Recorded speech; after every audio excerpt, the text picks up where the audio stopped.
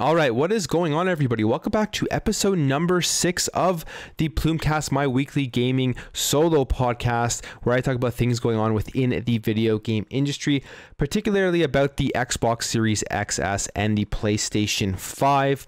So if you guys are new here, you enjoy what you see/hear throughout this episode, consider subscribing, consider joining the channel. If you like what you see, just help this community grow. And if you guys are frequent listeners, frequent watchers, thank you for stopping by. Thank you for listening and watching again. It really does mean a lot to me. On top of that, if you're new here, I do upload daily videos pretty much unless there's absolutely nothing to talk about. So definitely go check out my channel, see if you like the content. Now, with this podcast, every single week I drink a beer on the podcast, and no different this week. I am just drinking probably a channel favorite, it seems like, from a lot of the comments that I've been seeing, and it's Guinness. And Guinness has always been one of my favorite beers. I know a lot of people think it's too heavy or just don't like it. They think it's too dark, but honestly, I think it's a misconception around Guinness. I don't think Guinness is that heavy. I think it's actually a lighter beer in the way that it tastes and the way that it kind of fills you. And I absolutely love it. One of my favorite beers. I drink Guinness all the time. And if you guys, like every single week, have any suggestions, please let me know in the comments below. I'm actually taking note of these suggestions. I actually have them in a spreadsheet. So if I go to my beer store and I see one of those beers that you guys have suggested, I am definitely going to pick it up. So again, leave those suggestions down below and I will mark them down. Now, this week has been just nuts with news, but before we jump into that, I want to talk about some of the games that I've been playing. And it's been a variety of games this week, starting off with Destroy All Humans, which is just such a breath of fresh air. You know, my brain or my mouth moves a lot faster than my brain, even when I'm making videos. You guys, if I ever could have the time to put cuts together of all the crazy stuff I've accidentally said, it would be hilarious. But Destroy All Humans, it's such a funny game, and you just sit back, you're just relaxing, you listen to the quirky humor, you play as an alien destroying humans, destroying evidence that the US military has that you exist and everything. It's a mission based, it's not open world or anything like that, and you get graded on each mission. Like, you get a score, so if you beat optional parts of the mission, you get a higher score and stuff. So it's just so fun just to sit back and play that game and just listen to the humor and not have worry about or have to concentrate that much. There are like stealth parts of it, and you do kind of have to pay attention so that sometimes you don't get seen and everything, but it's a fun game. It's on Game Pass, so go check it out if you haven't. And then later on throughout the week, which I'm going to talk about some of the Game Pass games that have come out, but I started Dragon Quest Builders 2, which was a day and date release, I believe, on Xbox. It was out on the Switch and the PlayStation previously, but it came out on Xbox and they came onto Game Pass on its day and date. And it's a game that I've only played a couple of hours, but definitely one that I know I want to sink a lot more into. It's like a 60-hour or so RPG. It's an action RPG, and you can get weapons, you upgrade your skills, your abilities, that kind of stuff, and there's building elements to it. So I haven't gotten too deep into it, but from what I've played, I definitely want to sink a bunch of hours into it. It's just one of those games, like I said, it's like a 60+ hour RPG, so you really have to have a lot of time to sink into it. You don't want to it's not one of those games I don't think you can really sit down for an hour and really get much done. So I'm going to put time aside for that eventually, but I definitely want to play it. From what I've played, I have enjoyed it. And then on Friday, a game that I've been anticipating for a very long time, as I'm sure a lot of people have, and it's Resident Evil 8 Village, or Resident Evil Village. And man, oh man, is that a great game. Oh, I'm absolutely loving it. And I would say right now, out of everything that I've played, it is the best looking game on the next generation consoles. It's so beautiful with ray tracing, and the environments and everything just looks so good. And I like the facial animations, like it's crazy. I was blown away when I popped that in. I thought it was going to look good because, I mean, Resident Evil 7 looked great, but I was blown away by how good it actually looks on, well, I'm playing on the Xbox Series X, but I'm sure it looks great on every other platform as well. But on the Series X, wow, with ray tracing and everything, and the sound is incredible.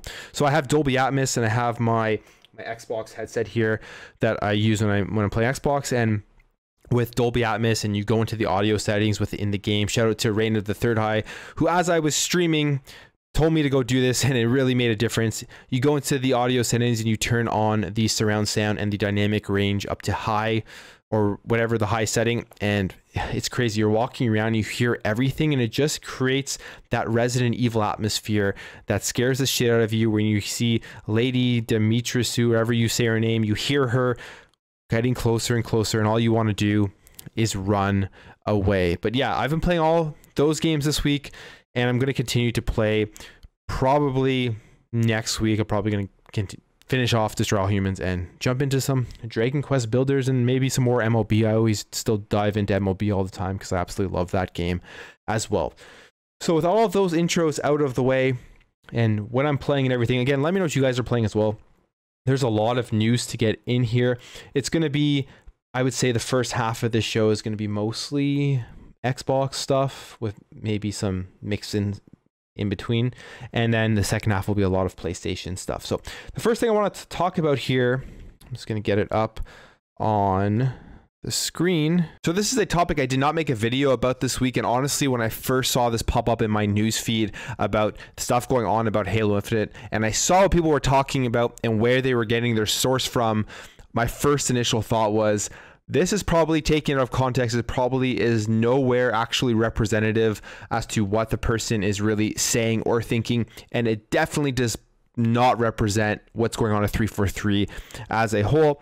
And this was confirmed, but basically what happened was there are a bunch of news outlets who are running with these headlines and talking about how there was issues at 343 because a former employer came out and spoke about it, Halo Infinite being overly ambitious, the new engine, as well as crunch at 343. And as we know, crunch is the big thing that a lot of people are talking about these days. It's those big hitting articles where there's deep dives and everything, and it just creates a lot of stir up within the media.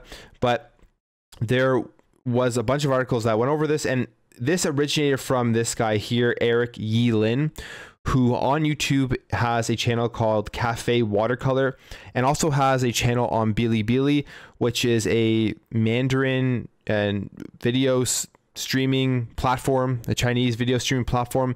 And on that channel, he does talk about watercolor stuff, but also video game stuff. He mentions that in this video that his audience is younger on that channel, so they are more interested in the video game industry, so he likes to talk about that as well. So he made a video solely in Mandarin on his Bilibili channel, and somebody went in and translated what he said and took out a couple of sentences out of context as to what he was really saying and thinking, and posted it on a forum. And then these big video game websites ran with that without actually reaching out to Eric for confirmation as to what he actually meant. And maybe he said something and he didn't fully mean it that way, or didn't come out properly. I'm not sure. I don't understand Mandarin, so I couldn't tell you. But at the end of the day, all the stuff that was taken was translated from Mandarin to English. And I think any reputable news agency or any reputable journalist at that point wouldn't take that as fact, and would probably, or should, reach out to the guy who is saying these things to get his take in a language that they understand.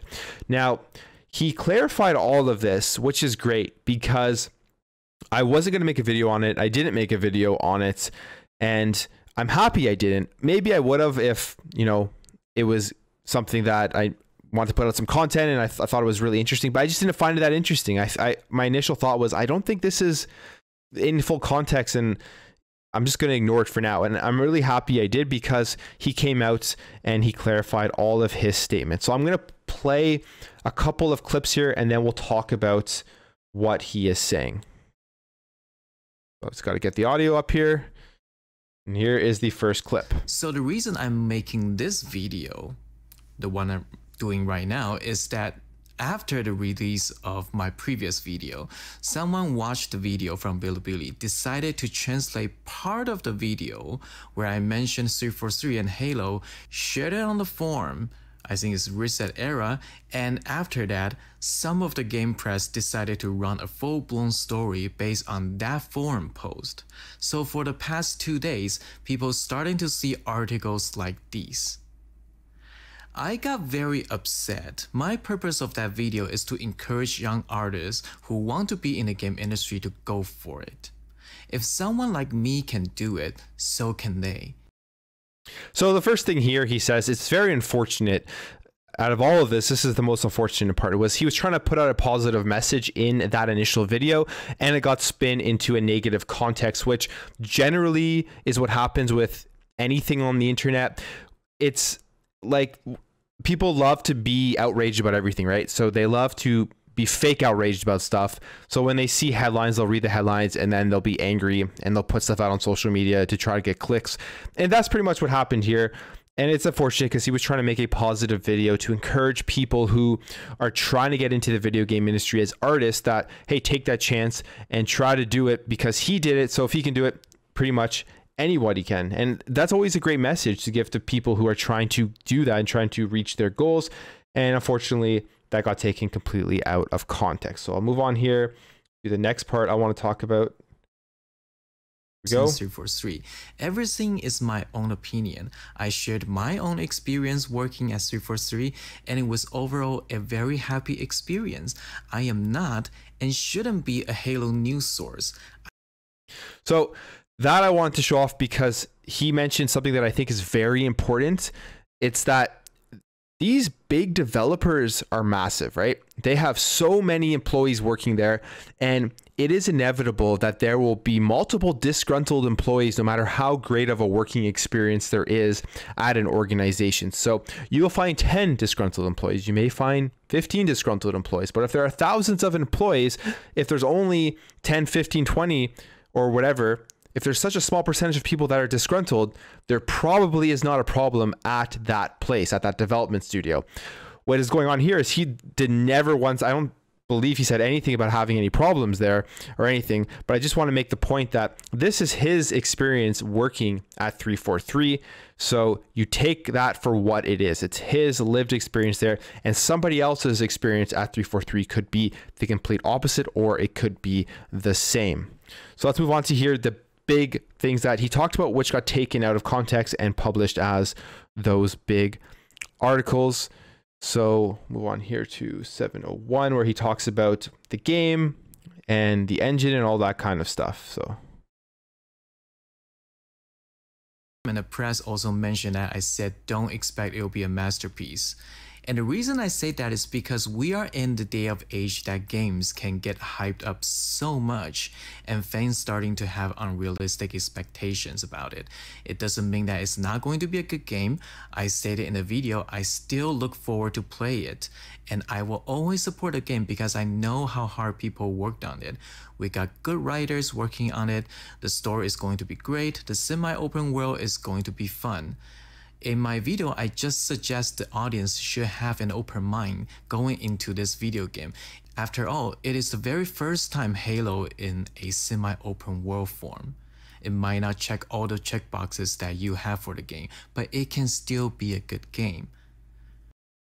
Okay, and this is important because I tweeted this out after seeing all the stuff on social media, and what I was saying, the gist of what the point I'm trying to make here is that Halo Infinite is going to be a fun game.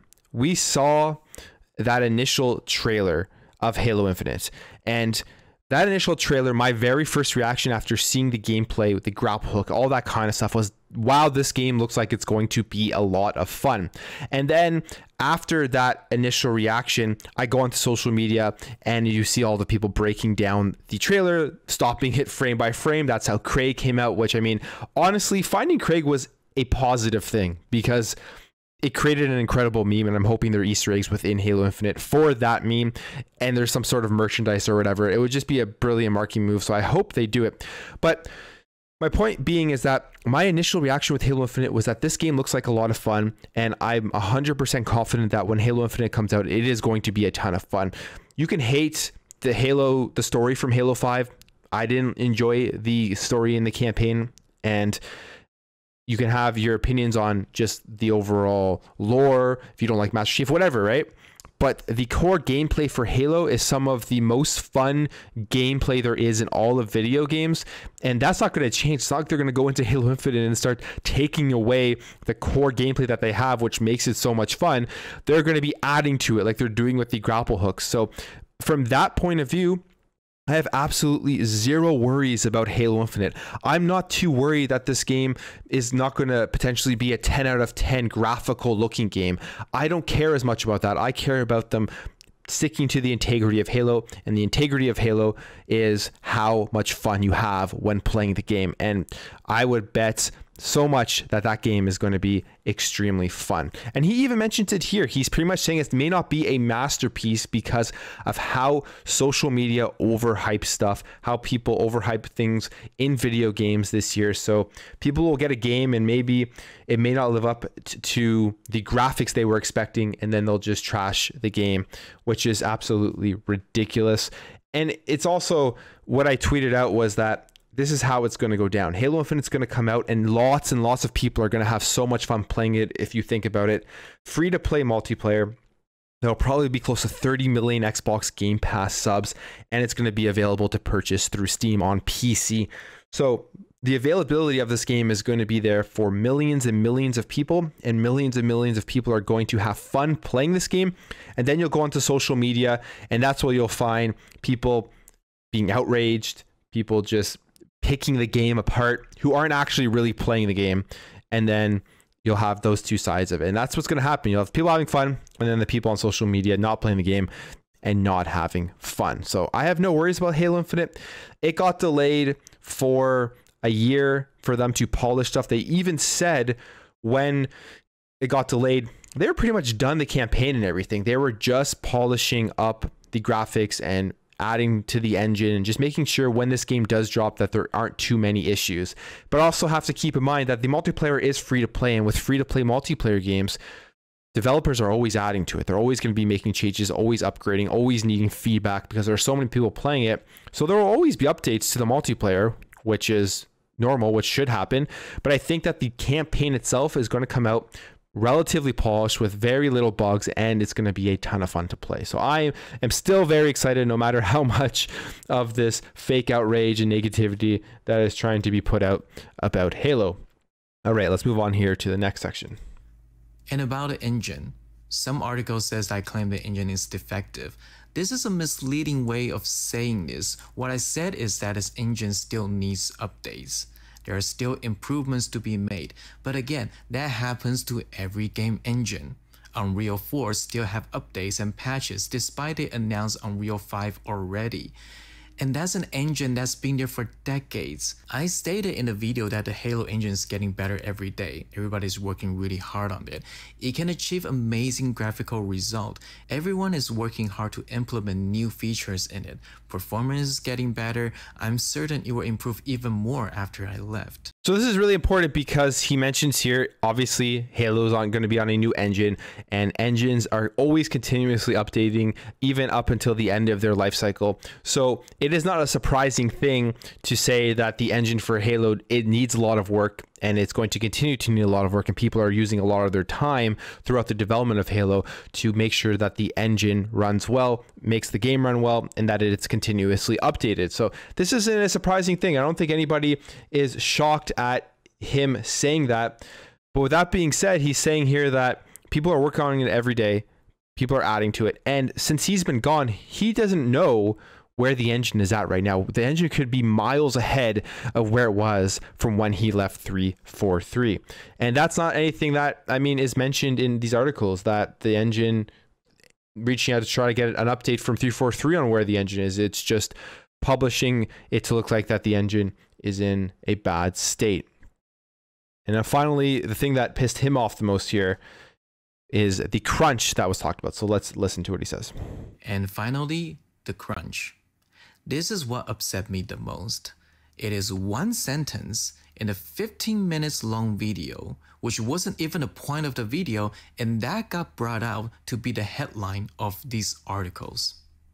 I really need to clarify that I never said there was a constant crunch, nor did I say I was forced to crunch in the video. Everyone crunched for a different reason. Some could be the deadline, sure, but many of us just want to go the extra mile to do the best we can. Sometimes an artist, like me, got into a zone and they just want to continue. I sometimes got really into what I was working on and I forgot to eat.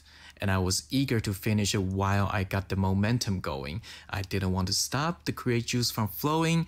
Whenever that happens, an artist could easily lose their sense of time. So like he said, this is the part he is the most angry about, and basically it's the crunch, which gets a lot of attention now when stuff is published about crunch going into these developers. And you hear some people that work at certain developers talking about how they're forced to do crunch and they're forced to do this stuff, and it just takes a big toll on them. This is not what he's saying at all. What he is saying here when he talked about crunch was that he would get in the zone for what he was working on, and he wouldn't want to get out of that zone, so he would work hours and forget to eat. He would work deep into the night after he put his kids to bed, because he said in the video he has kids running around, and that it would be because he didn't want to remove the creative thinking and zone that he was doing in working on his projects. And I don't think there is anything wrong with that. If you're somebody who is in the zone creatively and you forget to eat, or you don't want to get out of that zone, but this isn't mandated by your employer, there's nothing wrong with that. That's a personal choice, and that's personal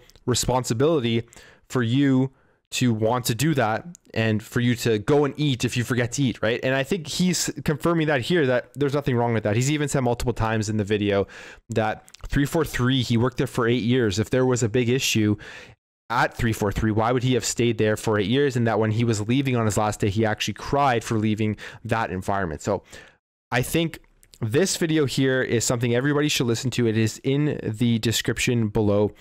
It clears up all of that Halo Infinite stuff, and going forward up to the release of Halo Infinite and just to the release of a lot of these big games, just take everything you hear with a grain of salt, because especially if you're on social media as I am and always looking at this stuff, it's the same pattern every single time as to what happens. You're going to get a big game that's about to come out. You're going to have a lot of fans that are excited, and as we get closer to that release date, there's going to be a lot of fear and doubt that people put out there. A lot of people pretending like they have all this information, or pretending like they are really scared that the game is going to be in a dire state with absolutely no reason to think like that. Just creating fake outrage for clicks and for attention, I guess. I'm not really sure. And it happens every game, with every game. So keep your if you see this kind of stuff, take it with a grain of salt. And if you continue to read stuff about Halo Infinite from these types of articles, it's been clarified by the guy who actually put that out. And it's just unfortunate, because I'm just a one-man team.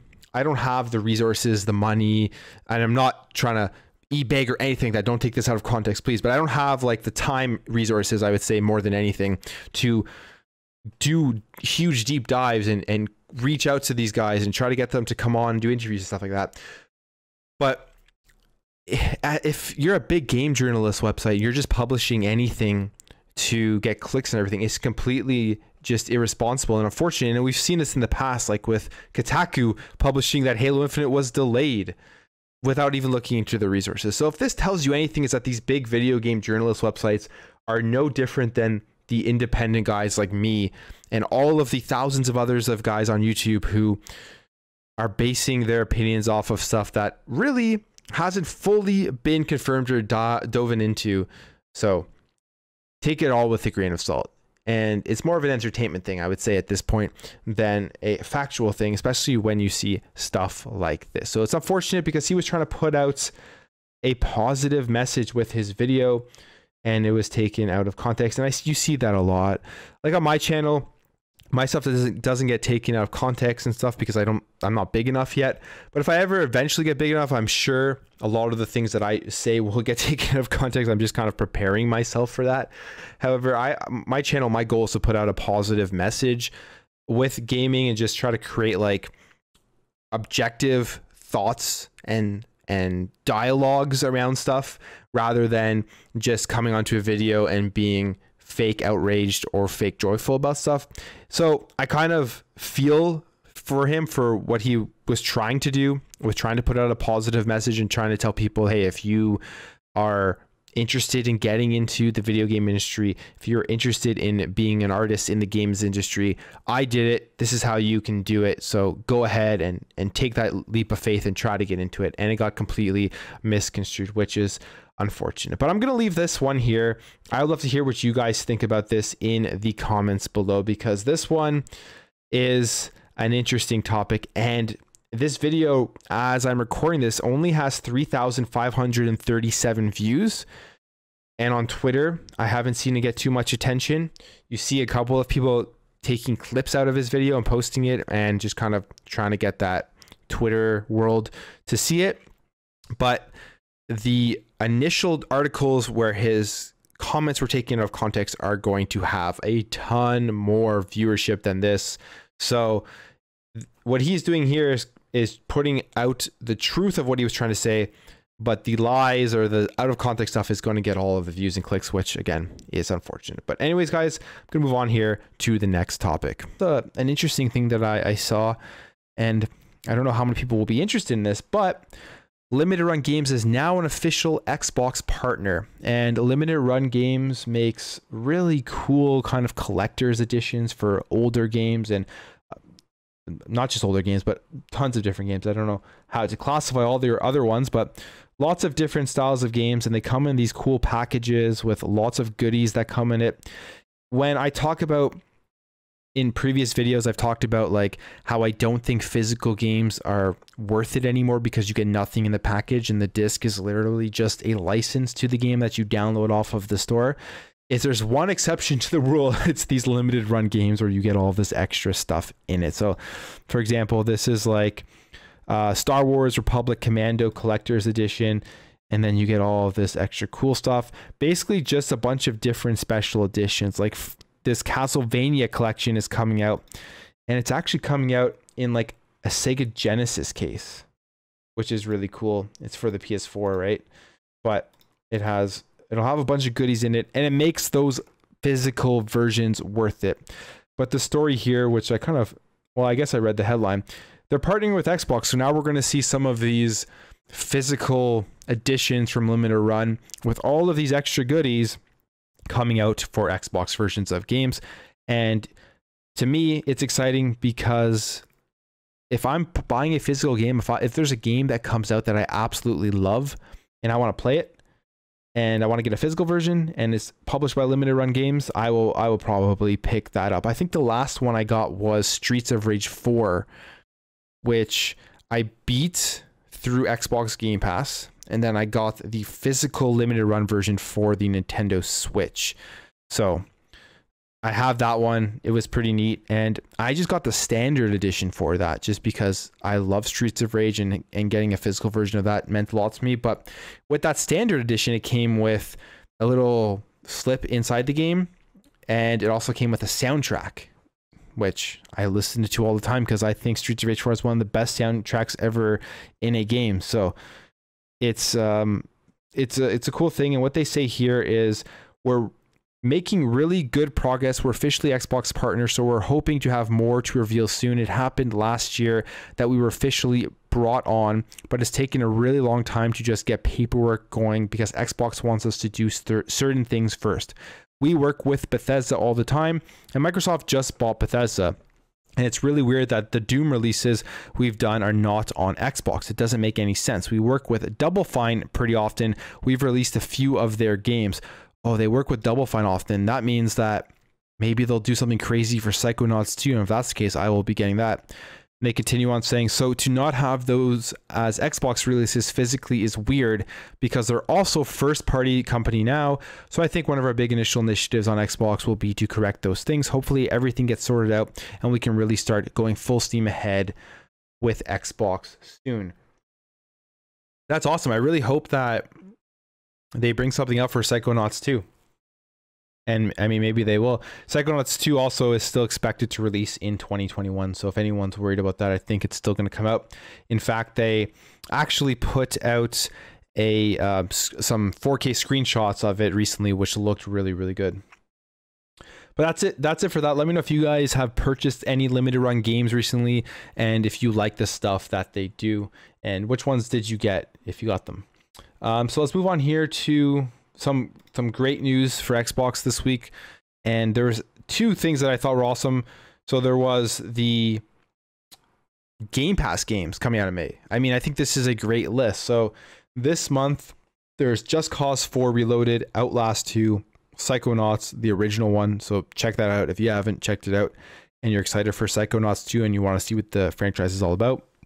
Red Dead Online, Steep, FIFA 21, Dragon Quest Builders 2, which I've been checking out, Final Fantasy 10 and 10-2, and The Remnant from the Ashes. So I think this is a really good lineup, and it continues to bolster that sports lineup with FIFA 21.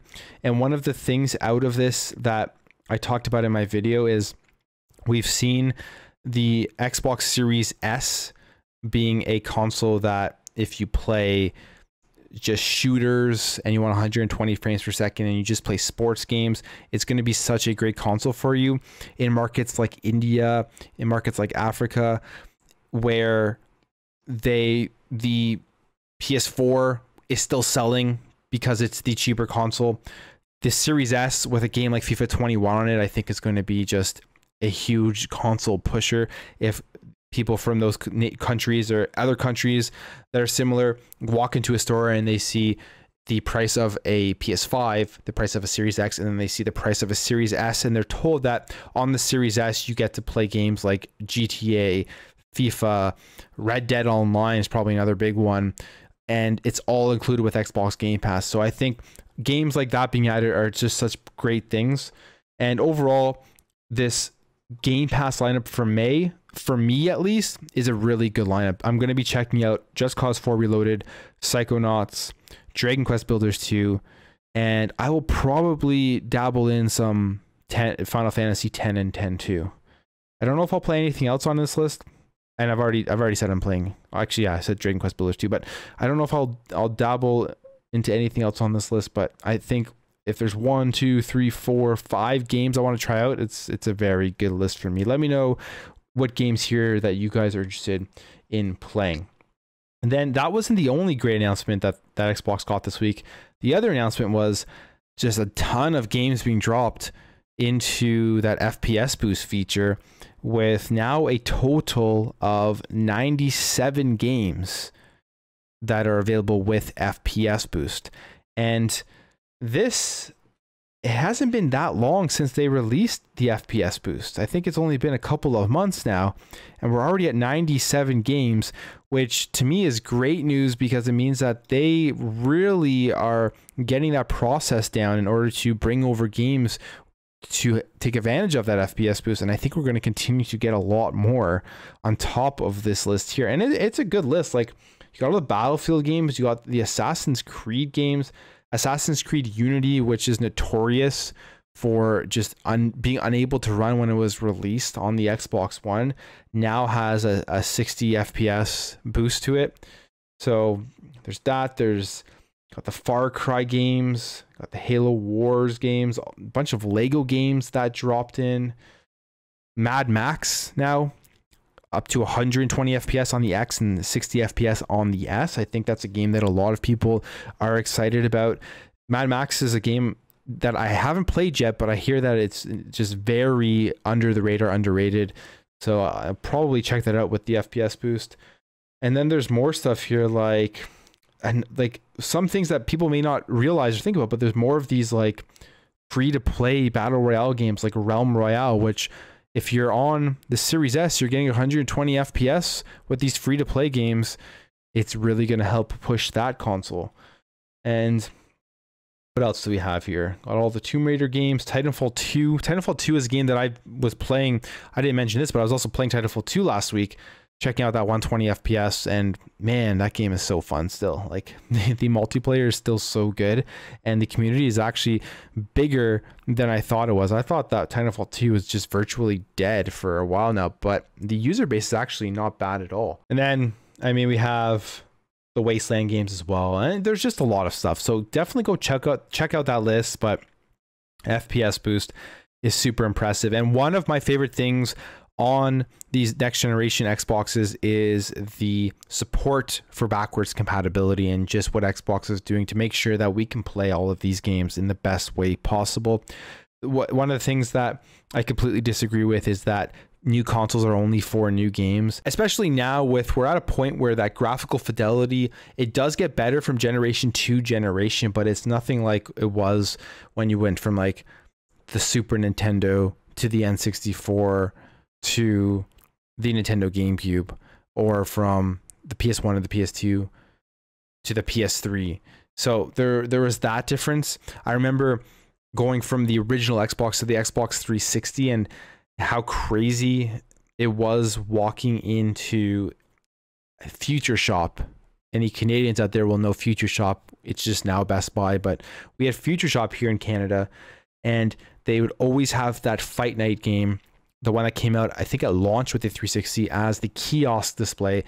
And it was insane, the difference between seeing the graphics on that game versus the graphics on an original Xbox. And we're not going to have that anymore. We'll be amazed by the graphics. Like what I mentioned at the beginning of this podcast, I was blown away with the Resident Evil Village graphics, but I wasn't blown away in the sense that I couldn't imagine ever seeing graphics like this. I guess that's the best way to put it. When I saw Fight Night on the 360 at the Future Shop kiosk, I couldn't ever imagine in a million years seeing graphics like that.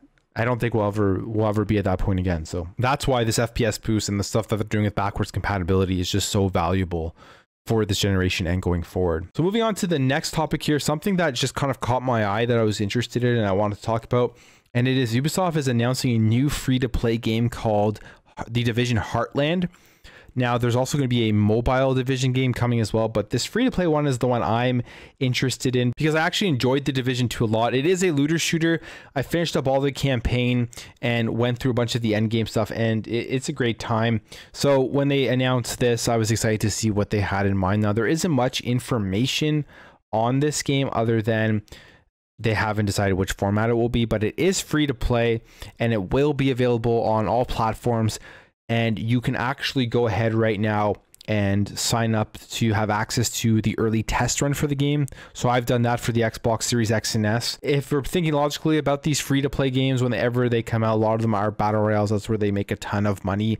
And then you think about the Division, it being third person, and you think about how successful Fortnite is as a third-person battle royale game. I feel like Ubisoft kind of wants to do something along those lines, kind of like a PUBG Fortnite style of mixed battle royale game. So we'll have to wait and see what it is. But yeah, go check out that link if you want to sign up to test it when they have their playtests. Now, moving on to what has dominated the headlines this week in video games, and it is the Epic versus Apple case. But not only that, it is all the stuff that has come out from that case, which gave us great insight into how the video game operates and gave us answers for stuff that we have been wondering about for years now. Now, the biggest thing that came out of all of this was why crossplay was blocked for so long by Sony. So if you guys remember back in like 2016, 2017, 2018, when crossplay started coming out, when Minecraft came onto the Nintendo Switch and there was crossplay between the Switch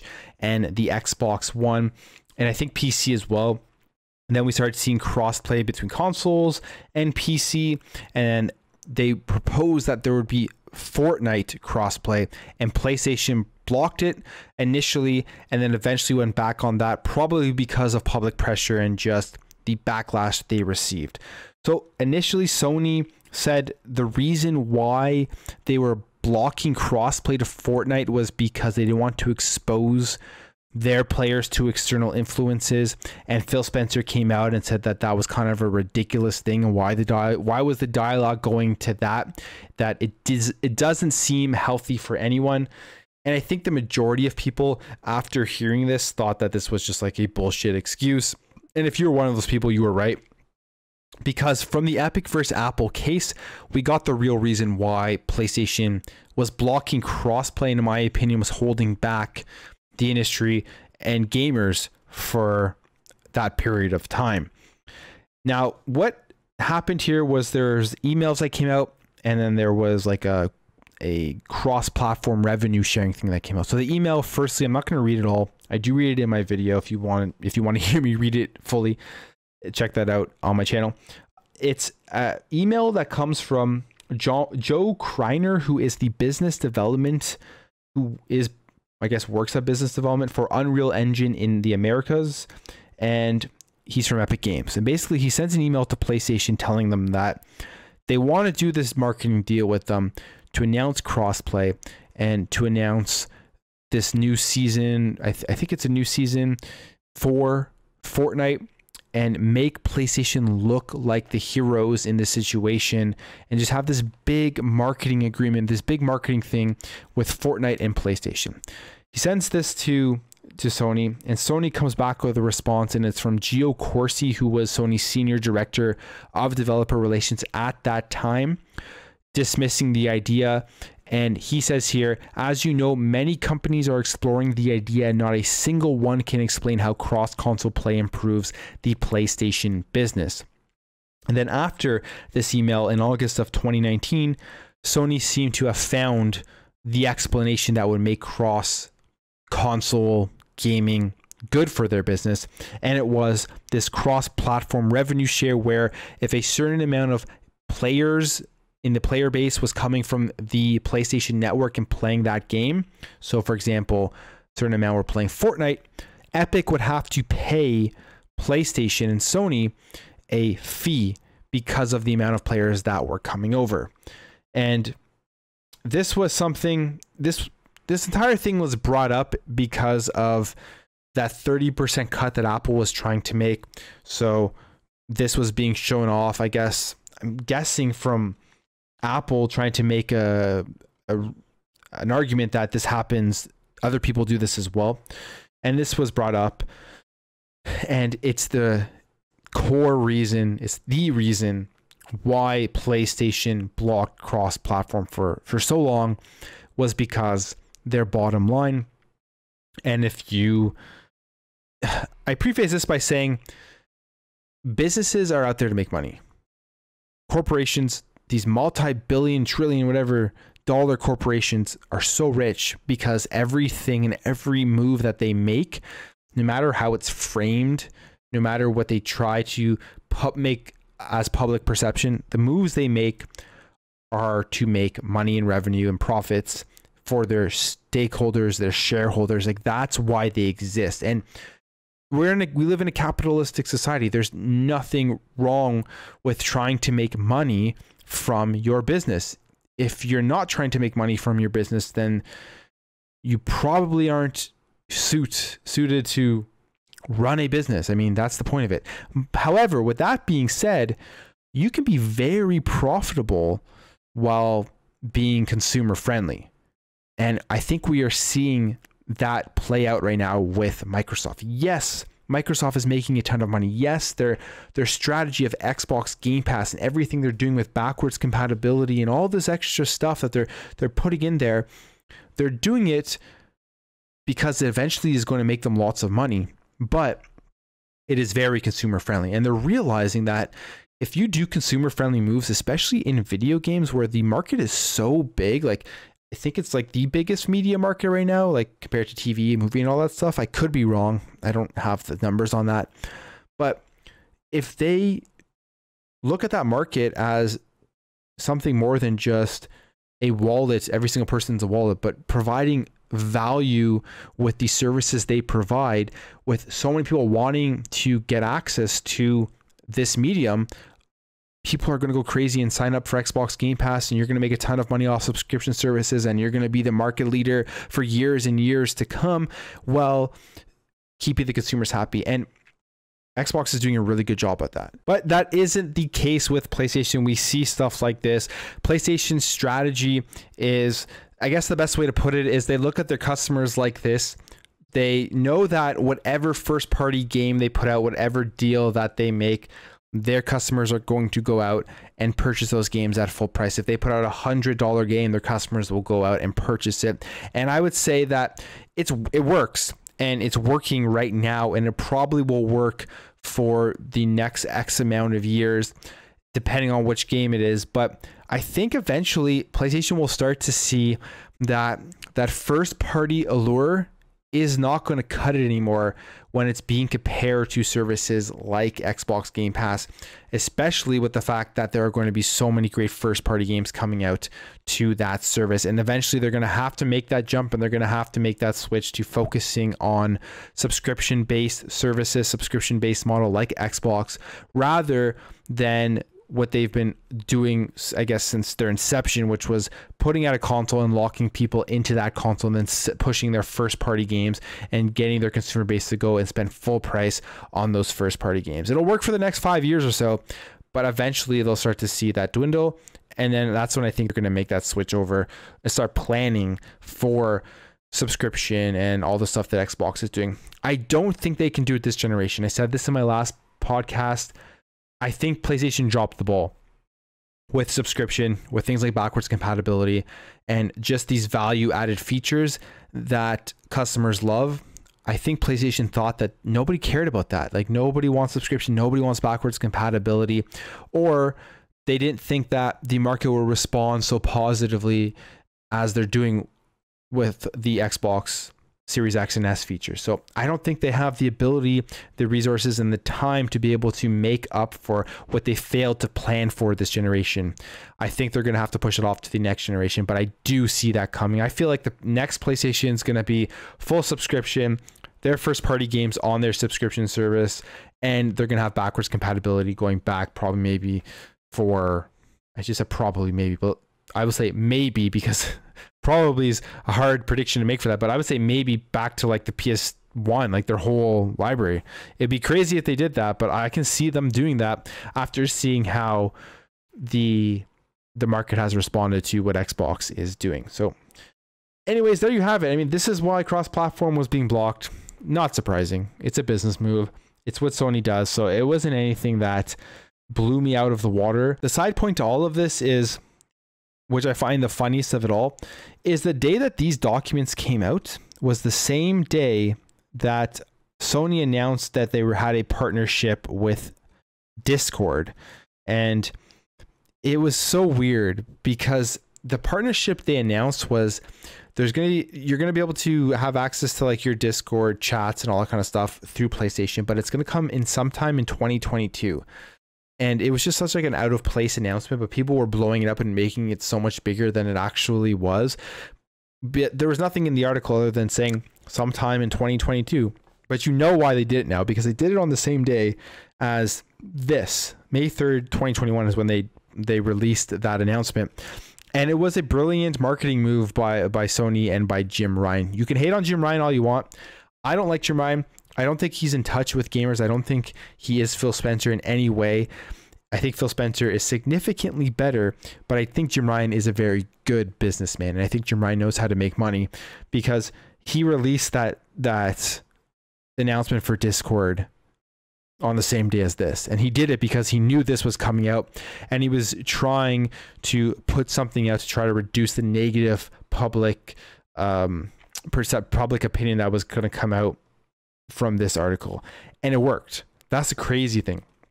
Like, this is so much bigger than that Discord partnership.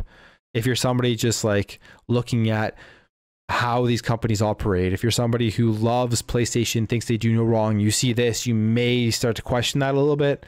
But putting out that Discord thing worked. It was, I think it was trending more. I think more people were interested in that Discord partnership and what was going on, and not many people were interested in this, because this is a lot of reading. You know, you have to go through this entire article like I did. You got to read this thing, this big email. You gotta try to understand what this stupid slide means with the 0.85 and all that kind of crap. But with the Discord partnership, all you got to do is read the headline and be like, oh, wow, PlayStation's partnering with Discord. This is amazing. Wasn't Xbox trying to buy Discord? Wow, Xbox, they got destroyed. But like, they knew that what was going to happen, and they knew all their fanboys were going to prop that up and make this, like, people not see this. And it worked. So, I mean, kudos to Jim Ryan. He knows what he's doing. He may not be in touch with video games and gamers like people think, but he knows how to market and he knows how to make money, and he's a good businessman. He's not going to be out of PlayStation anytime soon, I don't think, because he makes that money. So that's it for that. That was, yeah, I found this stuff really interesting. I have a bunch of videos on a lot of the stuff that came out from this Epic versus Apple trial or lawsuit. So go check those out if you have it. Now moving on to another lawsuit that is starting now, or I don't know if it started, but it is coming. And again, this is, I don't want to rag on Sony, but all the news for Sony is pretty bad right now. And it's that Sony is facing a lawsuit over PlayStation Store digital sales exclusivity. So right now, if you own a PlayStation, the only way you can purchase digital games for your PlayStation is through PSN. And it says here that, as detailed by a Bloomberg report, the class action lawsuit filed by consumers notes that by restricting digital purchases to the official PlayStation Store, Sony Interactive Entertainment are able to charge up to 175% higher than physical games sold by retailers both online and in store. So basically, they have like a monopoly over their games on the PlayStation Network, and the lawsuit is that they have a monopoly. They're charging supra competitive prices for digital PlayStation games, which are significantly higher than their physical counterparts sold in competitive retail markets, and significantly higher than they would be in a competitive retail or digital market. So if you obviously go and buy a digital game, there are discounts going on. You can trade in stuff, you can get credits, you can buy a used version, all that kind of stuff. But if you have, like, for example, a PlayStation 5 digital, you don't have that choice. The only choice you have to buy a game is through the PlayStation Network, and Sony completely controls those prices, and they may never drop prices on games, and you have to pay those prices. So they're making a ton of money off of that by being able to control the prices. Whereas you look at Xbox, and Xbox actually allows you to purchase digital games at other retailers. So this is just a Gears 5. I'm sure they do it with other games as well, but you can buy download codes at retailers, and those retailers can decide to cut the price, cut it in half, or, you know, give you discounts. So there is that ability to not have a monopoly over these prices, but that isn't available with PlayStation. So consumers are suing them, and we'll have to see what comes out of this. This is consumers versus PlayStation. It's just like, it's funny because there are a lot of consumers out there that know the practices that Sony does.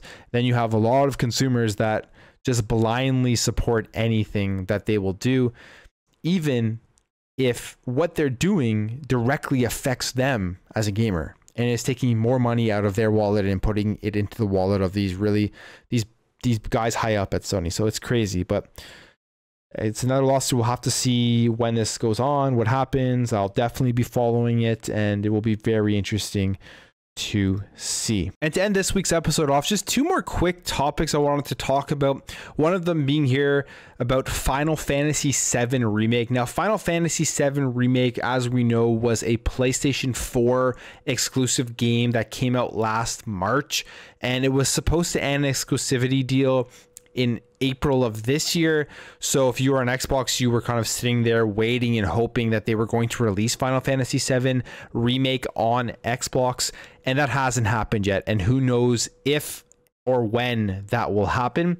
But this may be an indication that it may not be happening anytime soon. So as we know, we have the Final Fantasy VII PlayStation 5 remake, upgrade, whatever, and it comes with the PlayStation 5 expansion for Intergrade, which is like the expansion to Final Fantasy VII Remake. And Intergrade is going to be available on PS5 at least 6 months earlier than any other format. So it's going to be a PlayStation 5 exclusive for 6 months, which may point to and indicate that anything with Final Fantasy VII Remake is not going to be coming out for the Xbox console for quite a while, because this game releases on June 10th, 2021. So June, July, August, September, October, November, December.